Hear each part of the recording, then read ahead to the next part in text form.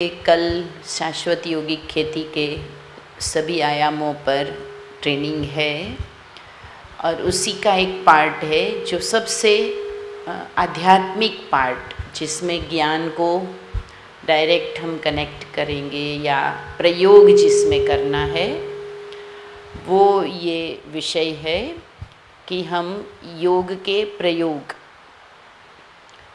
अपनी कृषि में कैसे करें, ये किसानों को, अपने भाई बहनों को, क्योंकि ये तो योगिक खेती है, विशेष करके बीके भाई बहनों को, या फिर उनको सिखाते सिखाते वो भी अनुभव करेंगे और बाबा के बनेंगे, ऐसा लक्ष्य हम सबका तो है ही। तो वैसे आप सभी ने तो योगिक खेती का जाना है। कौन कौन है जिनका पहली बार योगिक खेती के विषय में जानने का है?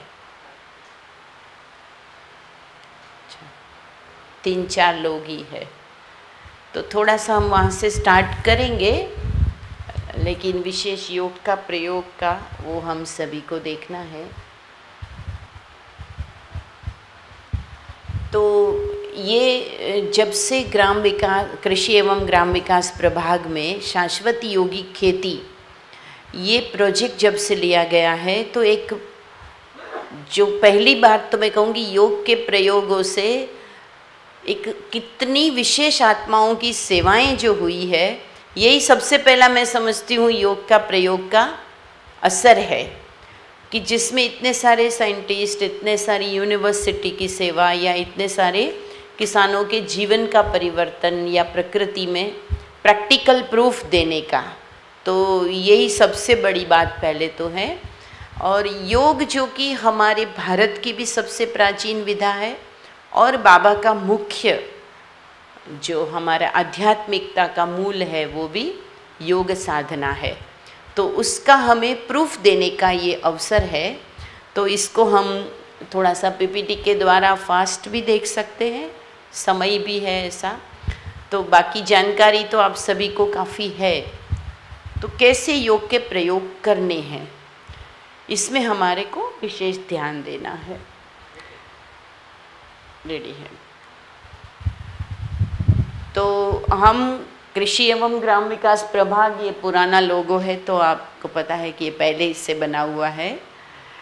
तो भारत की जनता, हाँ, पहले हम बाबा के संदेश को पढ़ते हैं, कि जिसमें बाबा ने विशेष बच्चों को इंसिस्ट किया था कि प्रैक्टिकल में ऐसा प्रयोग करके दिखाया जाए। तो नवीनता बाबा कहते हैं क्या कर रहे हो, और ये जो प्रूफ देने वाली बात है, ये इस योग के द्वारा बाबा के बताए हुए संदेश से हम कर रहे हैं। तो बाबा ने ही कहा था कि आजकल जो खेती से निकलता है उसकी कितनी प्रॉब्लम है, तो ये विंग की बाबा ने स्वयं प्रशंसा की कि ये बहुत अच्छा है जो आप प्रयोग कर रहे हो। इससे 2 फायदा होगा कि हम बच्चों का, हाँ, हम सभी जो प्रोजेक्ट से जुड़ेंगे तो उनका योग होता रहेगा, और फिर जहाँ प्रयोग होगा तो वहाँ पर शुद्धता आने से जो परिवर्तन आएगा, तो कितनी सारी आत्माओं की दुआएं मिलेंगी। सचमुच अगर देखना हो ना, कभी बॉम्बे की टाटा हॉस्पिटल में जाके या कोई और कैंसर हॉस्पिटल में जाके अगर हम देखते हैं, तो वास्तव में टाटा हॉस्पिटल में चूँकि फ्री इलाज होता है कैंसर का, तो जो लाइनें लगी होती है, कोई 1.5 महीने तक लाइनों में बैठे रहते हैं। और मुंबई में सरवाइव करना कितना मुश्किल है, क्योंकि वहाँ इलाज के लिए, तब पता चलता है कि इसकी भयावहता क्या है। और ऐसे ऐसे बीमारियों से जब हम लोगों को छुड़ा रहे हैं, तो ये कितना बड़ा दुआओं का काम है। ये बाबा हम बच्चों को इसलिए कहते हैं कि आप पूरा ही एक विधिवत प्रोजेक्ट चलाएंगे, उमंग उत्साह से कर रहे हैं और करते रहना है। ये तो दीदी ने भी कल विशेष कहा था, और आपने बहुत बार सुना है कि भारत में 70% जनता गांव में रहती है, और 30% का भी जो जीवन यापन है वो उस गांव से ही होता है। बिना गांव के उस प्रोडक्ट के किसी का जीवन संभव ही नहीं है। इसीलिए मान्यता रही है, हमारे वेदों ने भी कहा है कृषि मूलम जगत सर्वम। सभी व्यवसायों का मूल व्यवसाय और आदि से अंत तक चलने वाला व्यवसाय, बाकी सारे काम बंद भी हो जाएंगे तो भी विनाश तक अगर चलेगा तो भोजन की भी ज़रूरत है और उगाने की भी ज़रूरत है। तो हमेशा हमारे देश में ये उत्तम खेती, मध्यम व्यापार और नौकरी को सबसे, क्योंकि एक प्रकार से नौकरी माना गुलामी, ऐसा निषिद्ध माना गया। लेकिन आज का समय थोड़ा बदला है और आज हर कोई चाहता है कि नौकरी लग जाए, क्योंकि बिना जिम्मेवारी के, बिना कोई रिस्पॉन्सिबिलिटी के, टेंशन के शायद लगता है कि जितना काम करो। लेकिन उत्तम खेती क्यों कहा गया? तो वास्तव में उत्तम खेती का कारण यही है कि खेती में उत्तम करने के लिए किसान और दूसरा पशुधन, ये दोनों का एक तो मुख्य रोल है, और फिर दूसरा है हमारे पास होनी चाहिए ज़मीन, और ज़मीन के लिए प्रॉपर बीज, पानी और खाद। तो इन दोनों की ही क्वालिटी में सुधार करना, ये उत्तम खेती करना है ना। इंग्रेडिएंट्स जो है उसको ही प्रॉपर बनाना है। तो ये जड़ से काम करने वाला काम है। जैसे विस्तार तो बहुत होता है, लेकिन जड़ों में काम करना, तो वो उत्तम खेती के लिए मुख्य इन दोनों चीज़ों पर हम यौगिक कृषि में काम करते हैं। अब इन आवश्यकताओं के लिए कुछ भी बाहर से तो लाना नहीं है, इसलिए खेती को क्या कहा जाता है? संपूर्ण व्यवसाय है, आत्मनिर्भर होता है किसान। और इसलिए जो उसके पास उगता है, अभी देखो कोरोना के टाइम ये साबित भी हुआ कि गाँव में बसने वाले को डिपेंडेंसी कम थी, तो वो इतना परेशान नहीं हुआ। कुछ भी ऐसा नहीं लगा उनको कि भाई सब कुछ बंद हो गया था, लेकिन शहरों में तो अनेक प्रकार से बंद हो जाता है। लेकिन आज का जो समय है उसमें उत्तम खेती क्या बन गई है? गुलाम। जो पहले दिन भी यहाँ पे बात हुई थी कि हम गुलाम क्यों बने हैं, क्योंकि आज की खेती जिसमें किसान को अधिकतर डिपेंडेंसी है, निर्भरता है, और वो निर्भरता के कारण जब बाज़ार में उन चीज़ों के ऊपर टैक्स बढ़ते हैं, वो चीज़ें अगर डुप्लीकेट मिली, वो दवाइयाँ डुप्लीकेट मिली, वो बीज प्रॉपर नहीं मिले, तो वो सारी डिपेंडेंसी के कारण किसान भी अपनी मेहनत के बावजूद अपना उत्तम फल नहीं ले पाता है, इसलिए वो डिपेंड रहता है, तो गुलाम हो गया। क्योंकि देखा जाता है कि बीज भी आजकल हाइब्रिड सब खरीद रहे हैं, रासायनिक खाद है, कीटनाशक दवाइयों के लिए भी मल्टीनेशनल कंपनीज़ के ऊपर वो डिपेंडेंट है। और किसान बहुत ज़्यादा अनपढ़ भी होता है, तो इस कारण भी कई बार वो जो दवाइयाँ भी है, मेरे साथ किसी ने बात की थी कि वो भी डुप्लीकेट, इतनी महंगी दवाइयाँ, और फिर भी उसमें भी वो डाइल्यूट करके और महंगी दवाइयों को मिक्स वाला करके बेचते हैं। तो उसको तो पता नहीं चलता, थोड़ा सा आजकल तो कितने मतलब मार्केट में तो ऐसा है ना, स्पेलिंग ज़रा सा चेंज कर देंगे, वही नाम लगेगा, उसी नाम की कितनी सारी चीज़ें मिल जाएंगी, लेकिन वो होती है डुप्लीकेट। तो इसके कारण किसान गुलाम बना। फिर पानी के सोर्स, इसमें भी वो आज निर्भर है, क्योंकि कभी हम लोग प्रकृति के साथ जीवन व्यतीत करते थे। तो पुराने लोग कई बार कहते भी थे कि बस हम इच्छा करते थे, प्रार्थना करते थे भगवान को, और बारिश हो जाती थी, है ना। और वो दिन भी उनको पता होता था, प्रकृति का जो चक्र था, शेड्यूल था, वो उनको पूरा मालूम होता था। और आजकल तो प्रकृति क्या हो गई है, उसका कोई शेड्यूल ही नहीं है, है ना। बिन मौसम की सारी चीज़ें हो गई है, तो उसमें किसान परेशान रहता है। आज पूरी दुनिया में पीने के पानी की और सिंचाई योग्य पानी की कितनी कमी होती जा रही है।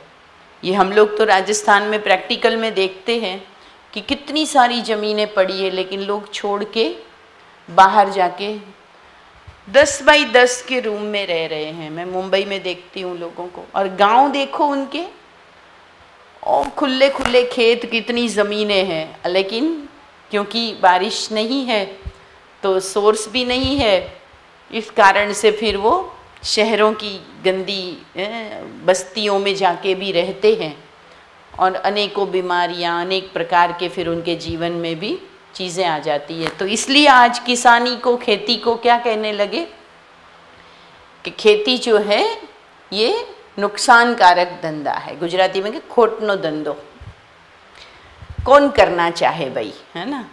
छोड़ते जा रहे हैं, प्रतिदिन कितने किसान खेती छोड़ते जा रहे हैं। आंकड़े तो प्रॉपर अभी मेरे पास नहीं, बाकी अगर आप सोचो कि इस तरह से लोग जो उत्पादक की चीज़ें हैं वो छोड़ते जाएंगे तो मानवता का भविष्य क्या होगा। किसी भी देश में अगर अपना अन्न ही उत्पादन नहीं होगा तो वो देश क्या करेगा। इसलिए बहुत सोचने की बात है। तो क्या किया जाए, तो अब ऐसी कौन सी पद्धति अपनाएं जो किसानों को स्वनिर्भर बनाए, फिर से वो किसान राजा बने जो गुलाम बना हुआ है, उस किसान को हम राजा कैसे बनाएं। ये एक इस उत्तम खेती का लक्ष्य है और उसका नाम है शाश्वत यौगिक खेती। एक बहुत ही संपूर्ण इलाज, संपूर्ण समाधान के रूप में शाश्वत यौगिक खेती, इसको परमात्मा प्रेरणा से कृषि एवं ग्राम विकास प्रभाग ने, और ये सबसे पहले आप सबको पता है कि अपनी कोल्हापुर में मनीषा बहन और हमारे बाला साहब भाई, और उन्होंने एक बार जब इसके प्रयोग करते करते करते एक प्रोजेक्ट का रूप दिया तो आज ये बहुत ही विशिष्ट रूप से हमारे सामने है, जिसमें एक आधुनिक विज्ञान और जो पारंपरिक शाश्वत हमारा ज्ञान था, वेदों के अंदर कृषि के बारे में, गाय के बारे में, जमीन के बारे में, तत्वों से कैसे बात की जाती है, प्रार्थना करके कैसे समय पर किसानों को मदद मिलती है, ये सारी चीज़ें शास्त्रों में भी थी। शाश्वत सिद्धांत दोनों को मिलाते हुए ये जो कृषि है ये है,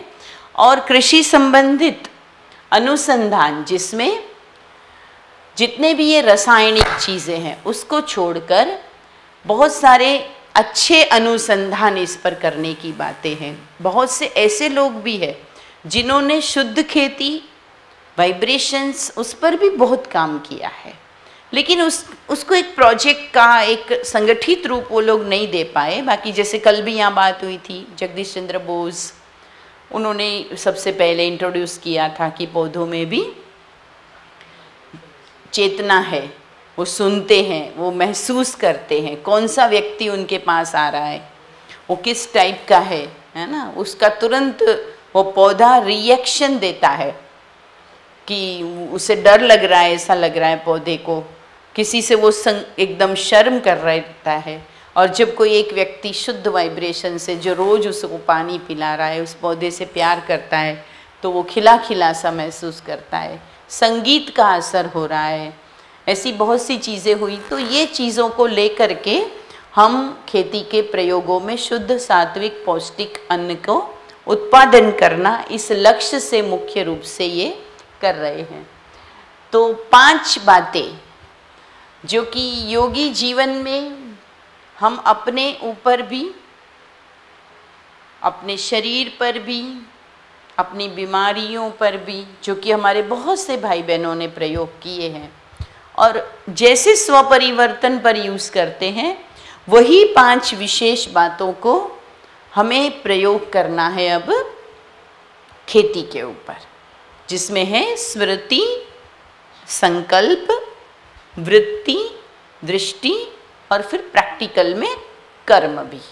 ये 5 को ही लेकर के हमें यौगिक खेती में अपनी एक समग्र योगदान की विधि को सीखना है।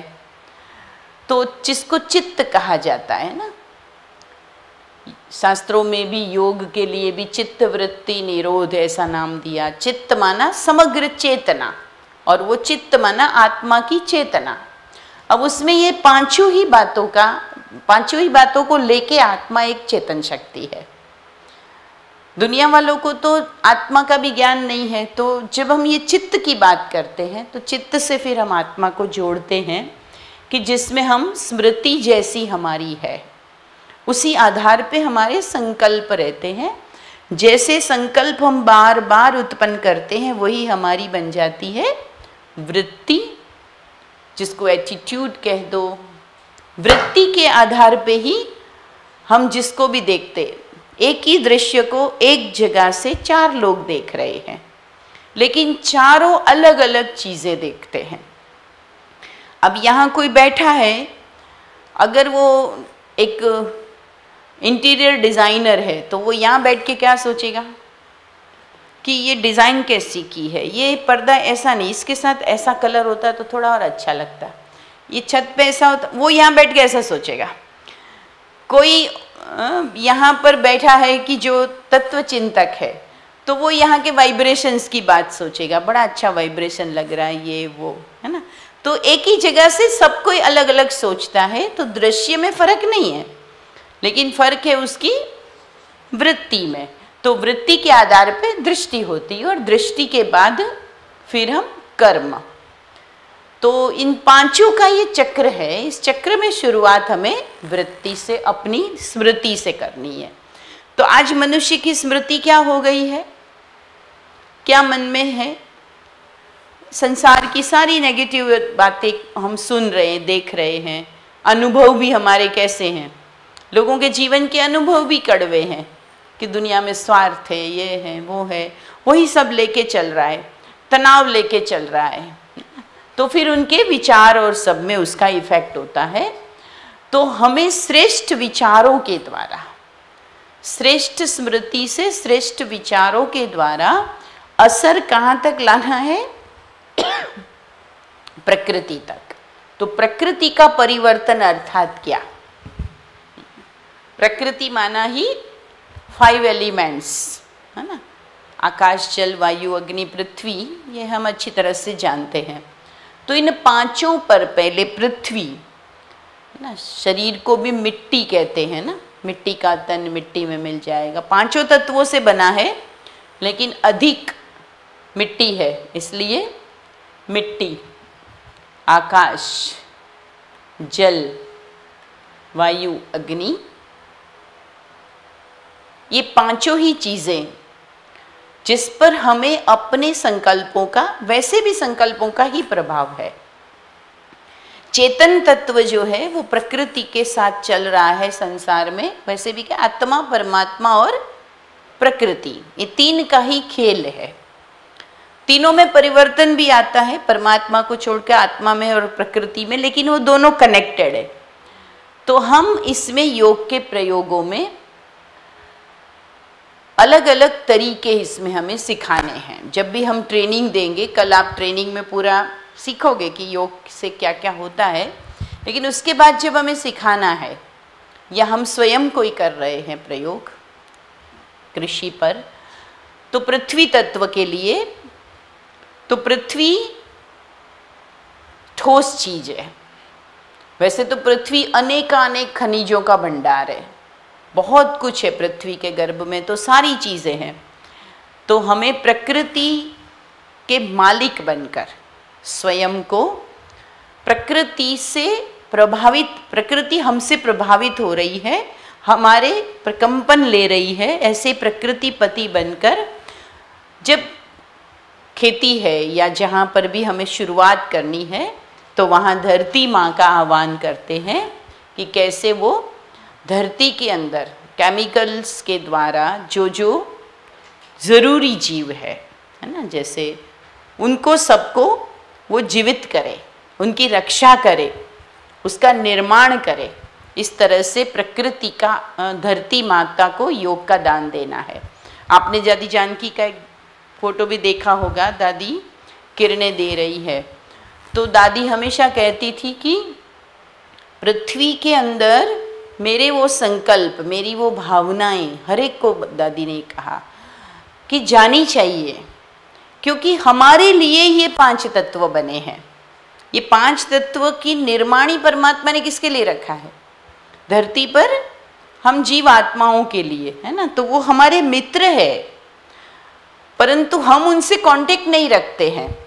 ये कांटेक्ट जब से छूटा है, तब से ही उनके अंदर भी कमजोरी आई और मनुष्य को भी उसका लाभ नहीं मिला है।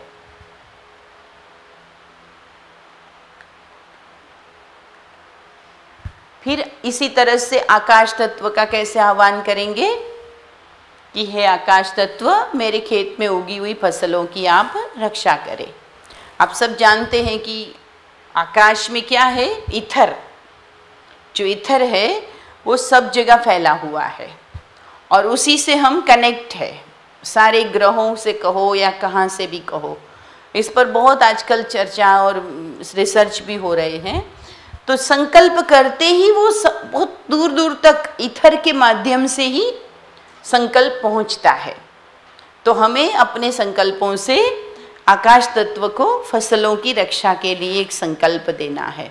आप सुनेंगे जो योगिक खेती करने वाले किसानों के अनुभव, तो बहुत ही वंडरफुल, इतना मतलब दृढ़ता से, श्रद्धा से वो बातें करते हैं। थोड़ा सा भी उनको लगता है कि आज बारिश आ रही है, जयश्री बहन अच्छे से शायद बता सकती है, और भी कई अनुभवी है, तो एकदम दृढ़ता से, नहीं आज आपको नहीं बरसना, आज आपको ध्यान रखना है, आज आपको इसकी रक्षा करनी है।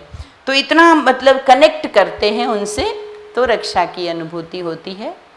इसमें आप साथ साथ कमेंट्री के द्वारा सिखा भी सकते हैं। हमारी बहनें तो उसके लिए एक्सपर्ट है ना। 5-5 मिनट की विशेष कमेंट्री भी तैयार कर सकते हैं ताकि वो कर पाएँ। हम तो सभी करते ही हैं, लेकिन हमारे लिए भी ये प्रैक्टिस और अच्छी डबल अंडरलाइन करने के लिए हो जाएगी। फिर जल तत्व को भी इसी तरह से कि मेरी खेत की जितनी भी प्यास है, उस प्यास को आपको बुझाना है ना। तो आपको मालूम है जापान के जो वैज्ञानिक ने भी पानी के ऊपर बहुत सारे प्रयोग किए हैं, वो भी वीडियोस आपके पास होंगे, वो आप शेयर कर सकते हैं। और आपके सामने कि भाई कैसे वो पानी के अंदर जो क्रिस्टल्स बनते हैं, केवल लेबल्स पॉजिटिव होने से वो सुंदर क्रिस्टल तैयार होते हैं जो माइक्रोस्कोपिक फोटोज से कैच होते हैं। और थोड़ा सा भी नेगेटिव जहाँ पे नाम आया तो तुरंत मन में विचार आता है और वैसे ही वो पानी पर असर। इसलिए पानी जब इतना असर कर रहा है तो हम जो शरीर के लिए भी कहते हैं 70% of our body is made by water, तो उसके अंदर भी कितना उसका प्रभाव हम ये भी प्रैक्टिकल में कहीं ना कहीं हम कॉट करके बता सकते हैं। तो उससे जीवंत रखो ना, मेरी धरती को, मेरे फसलों को, हे जल तत्व आप प्यास बुझाओ और उनको कम से कम जिंदा रखो। और बहुत वंडरफुल एक्सपीरियंस कईयों के हुए हैं। इसी तरह वायु तत्व कि उनको शुद्ध हवा द्वारा हमारी फसलों को स्वस्थ रखो। तो ये वायु तत्व का भी इस तरह से आह्वान करना है। तो ये भी प्रयोग हम सभी करेंगे। और इसी तरह से अग्नि तत्व, अग्नि का क्या काम है? जो सस्टेन करता है बीज को, वो अग्नि तत्व है। प्रकाश संश्लेषण की जो प्रक्रिया है वो अग्नि के, सूर्य प्रकाश के द्वारा ही होती है, तभी मल्टीप्लाई होता है, बीज भी अनेक बीज बनता है। तो खेती में आवश्यक पोषक तत्व की पूर्ति, तो हम अग्नि तत्व को भी सामने रखते हुए आह्वान करें और इसकी भी हम लोग प्रयोग करें। तो योग के प्रयोग से फसलों पर ज़रूर असर आते हैं। उसके जो एक्सपीरियंस है कईयों के, वो इस जगह आप उनको कॉट करेंगे। और आत्मा के 7 गुणों का भी परिचय हम यहाँ पर ही दे सकते हैं कि कैसे मूल 7 गुण है। और जैसे हमारे डॉक्टर सतीश गुप्ता जी इस पर पूरा बॉडी पर असर का प्रयोग दिखाते हैं, ठीक वैसे ही अब इन 7 मूल गुण आत्मा की ओरिजिनल क्वालिटी का प्रकृति पर क्या क्या असर है, ये भी बहुत अच्छा एक रिसर्च कह सकते हैं। पवित्रता की किरणें कवच बनकर फसलों की रक्षा का काम करती है। जैसे पवित्रता को वैसे भी कहते, बॉडी में भी हमारी स्किन जो सबसे बड़ा ऑर्गन है हमारा, स्किन पर सबसे ज़्यादा इफेक्ट होता है हमारे पवित्रता के गुण का। जब हम पवित्रता के गुण की अभ्यास करते हैं और वो हमारी आत्मा से जो वाइब्रेशन बनते हैं, वो सबसे ज़्यादा स्किन पर। इसी तरह से धरती के लिए भी फसलों के ऊपर एक लेयर जैसे बनती है। तो हम ये प्रयोग पवित्र परमात्मा पवित्रता के सागर से लेते हुए अपनी फसलों की रक्षा के लिए दे सकते हैं। फिर प्रेम, प्रेम कहाँ असर करता है, बॉडी में कहाँ असर करता है, हार्ट में, है ना।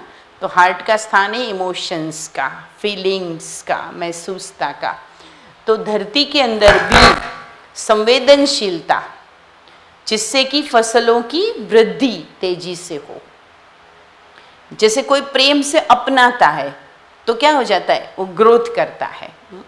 तो प्रेम हमारे फसलों को तीव्र गति से वृद्धि करने के लिए, जैसे आत्मा का ये प्रेम रूपी गुण हम प्रकृति के थ्रू दे रहे हैं। इसी तरह शांति की किरणें जमीन और फसलों को तनाव से मुक्त करती है ना।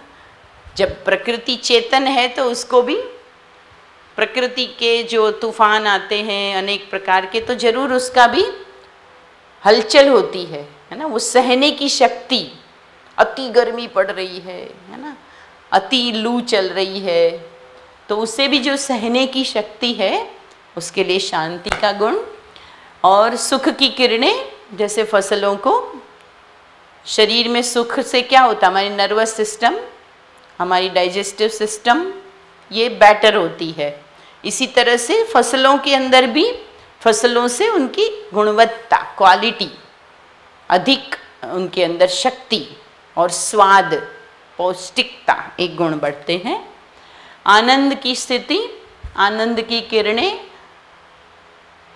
दानों को और अच्छा, है ना, बनाने में, फसलों की जो सुंदरता है, उसकी ग्रोथ है, दोनों में ही मददगार है।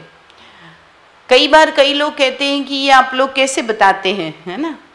लेकिन एक बार एक भाई ने बताया था कि कई बार बाबा के बच्चों ने केवल जो सोचा बोला ना, वो भी धीरे धीरे प्रैक्टिकल, क्योंकि हम इतनी शुभ भावना से, बिना किसी स्वार्थ के, जब ये संकल्पों को केवल देने की, दान की प्रवृत्ति से करते हैं ना, तो वो संकल्प मात्र वो असर करना शुरू होता है। आजकल आप देखते हैं कि मेडिकल साइंस में भी एक होता है प्लेसिबो इफेक्ट। तो व्हाट इज प्लेसिबो इफेक्ट? तो यही है कि डॉक्टर्स जो गोली देते हैं तो उसमें बस वो पेशेंट को एक हो जाता है, वो लाल रंग की गोली है ना, वो मेरे को बहुत ठीक करती है। अब दूसरी बार गलती से कोई दूसरी भी लाल रंग की हो, पर लाल रंग की होगी तो ज़्यादा असर कर लेगी, क्योंकि वो क्या है, उसके अंदर उसके प्रति एक स्वीकार करने की, है ना, अटैचमेंट है। तो बस उसको बोलते प्लेसिबो इफेक्ट, अलग अलग कलर्स का भी और उसके साथ जुड़ाव। तो आनंद क्या है, वही प्लेसिबो इफेक्ट भी अपने अंदर क्रिएट करता है। ज्ञान, ज्ञान का संबंध शरीर में हमारे ब्रेन से है ना। और ब्रेन क्या कर रहा है, ब्रेन के अंदर से बहुत सारे हमारे सारे अंगों का कंट्रोल भी है। तो खेती में भी ज्ञान की किरणें जो मित्र कीटाणुओं को आवश्यकता अनुसार निर्माण करने का सहयोग करती है। तो ज्ञान एक शक्ति है। बाबा ने हमें कहा है कि गुण को जब कर्म में यूज करते हैं तो वो शक्ति बनता है। गुण आत्मा की ओरिजिनल क्वालिटी हो गई, लेकिन उसको जब हम कर्म में यूज करते हैं तो वो शक्ति का काम करता है, और वो शक्ति है वो कहीं ना कहीं असर करती। तो इस तरह के हम लोग प्रयोग यौगिक खेती में कमेंट्रीज के द्वारा और स्पष्टता के द्वारा सिखाएंगे। शक्ति की किरणें हमारी रेसिस्टेंट पावर, जैसे बॉडी की भी बोन्स की मजबूती और रेसिस्टेंट पावर में शक्ति काम करती है, ऐसे हमारी फसलों की भी रोग प्रतिकारक शक्ति, ये शक्ति रूपी गुण का आह्वान करके हम बढ़ा सकते हैं। तो ये हमारे लिए एक योग का ही समय हो जाता है, जो हमारा खेती का योग है। तो बोए बीज बलवान, बने फसल से माला माल। तो एक बीज से ही, बीज डालने की प्रक्रिया से लेकर हर वो लेवल जहाँ जहाँ वृद्धि होती है और वो एक फल का स्वरूप बनता है, तब तक हमें अलग अलग तरीके से हर फेज़ पर, जैसे कोई सपोर्ट करता है, आजकल दवाई भी लेते तो उसके साथ में सपोर्टिव मेडिसिन भी होती है, अगर वो नहीं लो तो वो दवाई और भारी लगती है। इस तरह से ये एक सपोर्ट हमें हर लेवल पर अपने खेती की फसल को, पौधे को, पेड़ को देना है।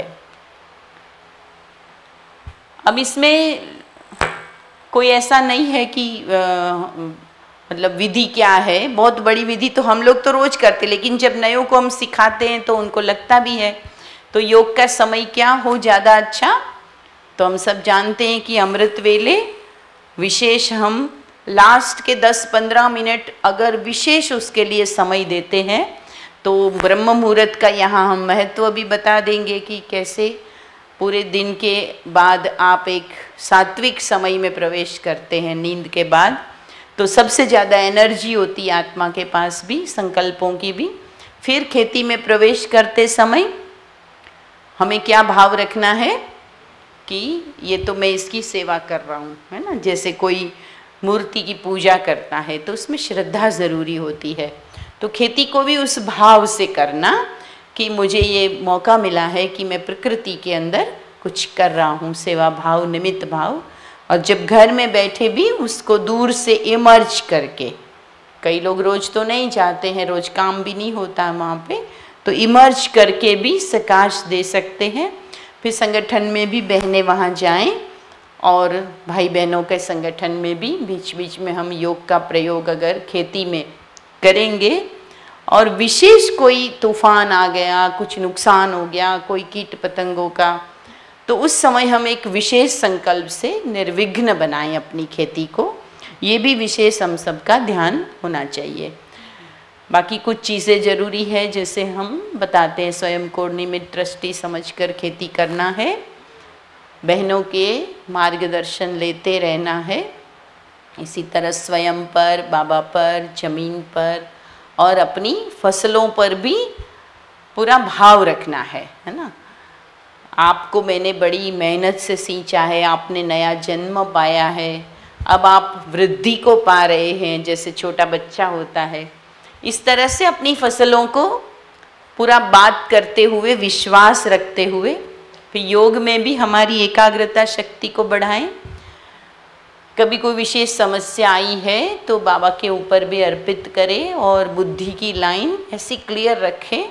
तो कई भाई बहनों के प्रैक्टिकल अनुभव है जो आपको कल बताएंगे ही कि कैसे उनको टच होता है कि ये नहीं, ये करो, आप अपनी फसल के लिए भी ये करो। तो ये टचिंग प्राप्त करने के लिए भी बुद्धि की लाइन क्लियर हो, श्रद्धा बहुत इम्पोर्टेंट है। थोड़ा सा भी हम दिल के बदले, बाबा ने परसों कहा था ना मुरली में, दिमाग से केवल काम करते हैं, तो ये कोई ऐसा दिमाग से कोई प्रयोग करके सामने दिखाने वाली चीज़ें नहीं है, लेकिन ये गहरी श्रद्धा से जो आंतरिक बल बनता है ना, ये उसका रिजल्ट है।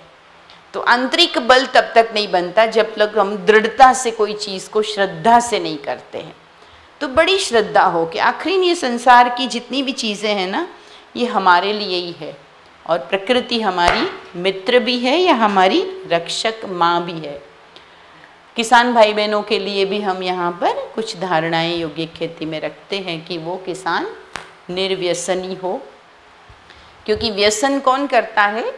जो अंदर से उसे तड़प होती है, वो कोई ना कोई चीज़ उसके अंदर कम है, तृप्त नहीं होता है वो। तो जो तृप्त नहीं होगा उसका ध्यान तो कुछ ना कुछ पाने में लगा रहेगा। लेकिन योगिक किसान कैसा होता है? जो देने का भाव रखता है, वो लेने का भाव नहीं रहता है, तो तृप्त होता है। तो वो न व्यसनी होगा, न पवित्रता की पूर्ण धारणा हो, नियमित अमृत वेला, मुरली क्लास, शुद्ध शाकाहारी, अन्न का भी हम यहाँ पे ज़रूर कहें, क्योंकि ये पाया गया है कि जो मांसाहारी व्यक्ति है उसके अंदर एक अलग प्रकार की वो तड़प जो मरते समय पशुओं को होती है, वो कभी कभी बहुत ज़्यादा तेज उत्पन्न होती है। और हम देखते ही है कि मांसाहारी लोगों के अंदर कितना वो सेल्फ कंट्रोल नहीं रहता है, ब्रेन पर कंट्रोल नहीं रहता है, वो जोश इतना दिखा देते हैं। तो ये अन्न की भी यहाँ बात करनी है, और नकारात्मक और व्यर्थ संकल्प और व्यर्थ वाणी, इन सब से भी परे रहना है। तो नकारात्मक सभी बातों को सकारात्मकता में परिवर्तन करना है। संबंधों में या व्यवहार में सभी प्रकार की नेगेटिविटी, चाहे वो आपसी मतभेद आदि से परे, आत्मविश्वास और दृढ़ता पूर्वक हर कार्य करना है। जो राजू भाई जी हमेशा ही बताते हैं कि सभी जो किसान हमारे जुड़े हैं यौगिक खेती से, उनके अंदर एक कॉमन चीज़ है, तो वो यही है कि वो बहुत दृढ़ है, बहुत ही श्रद्धावान है, तब उनको रिजल्ट मिली है। तो दृढ़ता, मौन, अंतर्मुखता, एकांतवासी और परमात्मा स्नेही, ईर्ष्या, द्वेष, नफरत आदि तेरे मेरी भावना से दूर रह कर। नहीं तो आजकल किसानों की जीवन जब हम उनको समझाते तो वो भी मानते हैं कि हम लोग कितना ज़्यादा इसमें पड़े हैं। और ख़ास इसमें कल आप लोग को बताएंगे कि गाय का, देसी गाय का जो महत्व है, थोड़ा सा इस पर आप पढ़ लें। देसी गाय के बहुत ज़्यादा फ़ायदे आजकल लोगों ने भी निकाले हैं, तो उसके प्रयोग का इसमें बहुत महत्व है, तो वो सभी को करना है। तो वैसे यौगिक खेती अपने आप में तो एक इतना विशाल विषय है, और इस विषय को तो जितना करते जाएंगे और पढ़ते जाएंगे उतना और भी अच्छा लगता है। पर हमें एक नए फील्ड में जब एंटर करना है तो हमारे लिए एक बड़ी अपॉर्चुनिटी भी है, तो बड़ी चैलेंज भी है। तो हर चीज़ को बड़ी व्यवस्थित हम समझें। भाई बहनों को, किसानों को बड़े भोले भी होते हैं, बेनिफिट की भावना जहाँ है वो पहले सामने लाके, और इसके लिए हम सबको प्रेरित करना है।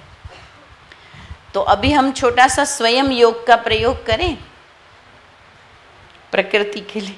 अभी नहीं कर पाएंगे, नींद का टाइम है। तो सभी को क्लियर हुआ ना? वैसे शायद समझा ही है पहले। बहनें तो इतना क्रिएटिविटी डाल सकती है इसके अंदर कि जिससे और अच्छे अच्छे प्रयोग होंगे। तो धन्यवाद। ओम शांति।